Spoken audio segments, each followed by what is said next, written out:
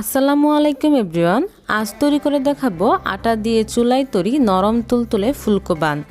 এই বান তৈরি করতে আমাদের তেমন কোনো উপকরণ লাগবে না, শুধুমাত্র হাতের কাছে থাকা 3টি উপকরণ দিয়ে এই ফুলকো বান আমরা বাসায় তৈরি করতে পারবো। তো চলুন আর কথা না বাড়িয়ে বান তৈরি করার সম্পূর্ণ প্রস্তুত প্রণালী দেখে নেই। বান তৈরি করার জন্য মিক্সিং বলে নিচ্ছি 200 গ্রাম উষ্ণ গরম দুধ, সাথে নিচ্ছি 1 চামচ ইস্ট, নিচ্ছি 2 টেবিল চামচ চিনি, নিচ্ছি স্বাদ মতো লবণ। এবার দিচ্ছি একটি ডিমের সাদা অংশ। ডিমের কুসুমটি আমরা আলাদা করে রেখেছি, পরবর্তীতে আমাদের কাজে লাগবে। তবে আপনি চাইলে এখানে ডিমের কুসুম সহ সম্পূর্ণ ডিমটি ব্যবহার করতে পারবেন। এখন দিচ্ছি 1 টেবিল চামচ রেগুলার রান্নার তেল। তেলের পরিবর্তে এখানে আপনি চাইলে বাটারও ব্যবহার করতে পারবেন। সবগুলো উপাদান দেওয়ার পর এখানে আমি দিয়ে দিলাম মেজারমেন্ট কাপের 1.5 কাপ পরিমাণ আটা। আপনারা কিন্তু একই রেসিপিতে আটার পরিবর্তে ময়দা দিয়েও এই বানটি তৈরি করতে পারবেন। আমাদের আরও কিছু আটা লাগবে। এখন বাকি আটাটুকু দেওয়ার পর স্প্যাচুলা দিয়ে খুব ভালোভাবে মিশিয়ে নিচ্ছি। মিশ্রণটা যখন শক্ত হয়ে যাবে, হাতে আর লেগে আসবে না, তখন একটি প্রশস্ত জায়গায় নিয়ে হাতের তালু দিয়ে খুব ভালোভাবে মথে নিব। এই পর্যায়ে বেশি সময় নিয়ে ভালোভাবে ডোটাকে মথে নিতে হবে, কারণ আপনি যত ভালোভাবে ডোটাকে মথে নেবেন আপনার ডোটা তত বেশি স্মুথ হবে আর আপনার বানগুলো তত বেশি ফ্লাপি হবে। তাই অবশ্যই সময় নিয়ে এই পর্যায়ে খুব ভালোভাবে মথে নিতে হবে।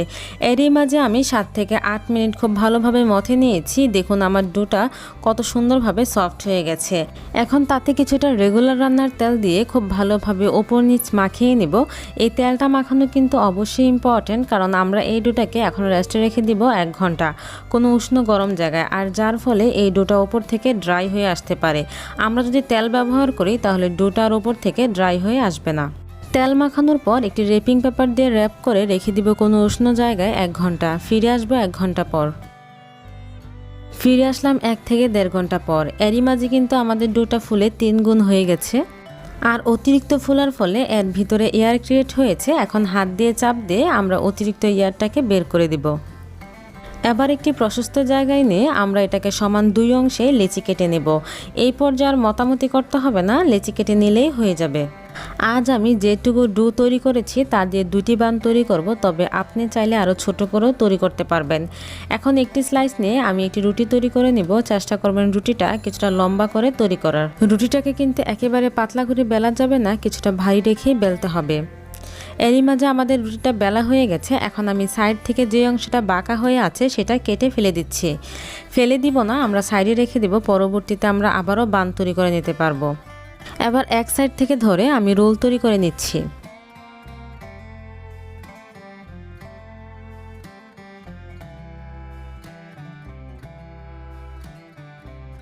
রোল তৈরি করে নেবার পর এবার একটি রুটি স্লাইসার দিয়ে আমি মাঝখানের অংশটা ছোট ছোট করে দাগ টেনে দিচ্ছি। কেটে নেবার পর ঘুরিয়ে ঘুরিয়ে এইরকম একটা শেপ দিয়ে নিব। এইভাবে তৈরি করলে যে ব্রেডটা খেতে ভালো লাগবে তা কিন্তু না, আমি শুধুমাত্র একটি ডিজাইন তৈরি করছি। আপনারা চাইলে আপনাদের পছন্দ অনুযায়ী যে কোনো শেপে এই বানটা তৈরি করতে পারবেন। এখন কিছুটা পানি আমি সাইড থেকে ব্রাশ করে নিচ্ছি, তাতে একটা অংশ আরেকটা অংশের সাথে খুব ভালোভাবে আটকে যাবে। এবার ঘুরিয়ে ঘুরিয়ে আমি একটি শেপে তৈরি করে নিচ্ছি। আসলে এটা মুখে বোঝানোর কিছু নেই, আপনারা স্ক্রিনে দেখে হয়তো সবটা বুঝতে পারছেন। এই তো তৈরি হয়ে গেল আমাদের একটি বান। ঠিক এইভাবে আমি আরও একটি বান তৈরি করে নিব।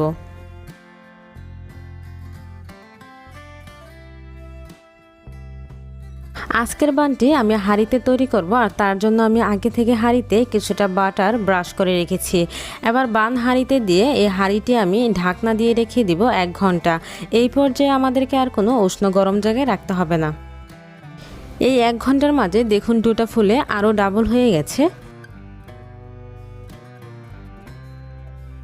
আমরা আগে যে ডিমের কুসুমটা রেখে দিলাম ওই কুসুমের সাথে 1 টেবিল চামচ কাঁচা দুধ মিশিয়ে এখন বানের ওপর খুব ভালোভাবে ব্রাশ করে দিব।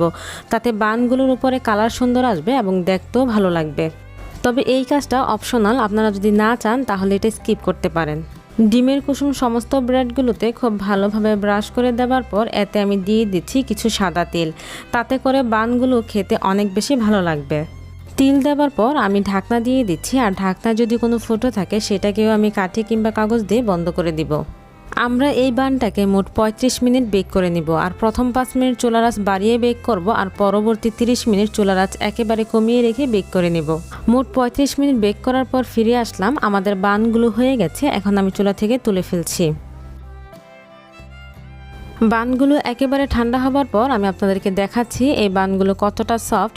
আশা করছি আজকের বানের রেসিপি আপনাদের সকলের কাছে ভালো লেগেছে। যদি ভালো লেগে থাকে তাহলে অবশ্যই বাসায় ট্রাই করবেন এবং কেমন হয়েছে আমাকে কমেন্টস করে জানাবেন। রেসিপি ভালো লাগলে অবশ্যই আমার চ্যানেলটিকে সাবস্ক্রাইব করে দিবেন, পাশে থাকা বেল আইকনটি প্রেস করবেন, তাহলে সবার আগে নোটিফিকেশান আপনার কাছে চলে যাবে।